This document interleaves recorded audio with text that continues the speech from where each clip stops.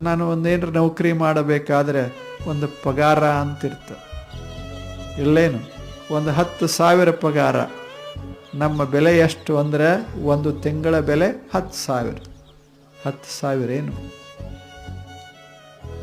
ಇದೇ ಮನುಷ್ಯ ಮತ್ತೊಂದು ಅಮೇರಿಕಕ್ಕೆ ಹೋದ ಅಂದರೆ $10,000 ಅಂದರೆ $10,000 ಅಂದರೆ 5 ಲಕ್ಷ ಅಲ್ಲಿ ಹೋದ. ಮತ್ತು ಇವನೇ ಏನೂ ಬದಲಾಗಿಲ್ಲ. ಜಾಗ ಬದಲು ಮಾಡ್ದ ಬೆಲೆ ಹೆಚ್ಚಾಕೋತ ಹೋಗ್ತದೆ. ಅಂದರೆ ಇವನ ಬೆಲೆ ಯಾರೂ ಕಟ್ಟಲಿಕ್ಕೆ ಸಾಧ್ಯ ಇಲ್ಲ, ಅದು ಜಾಗದ ಬೆಲೆ ಅಷ್ಟೇ.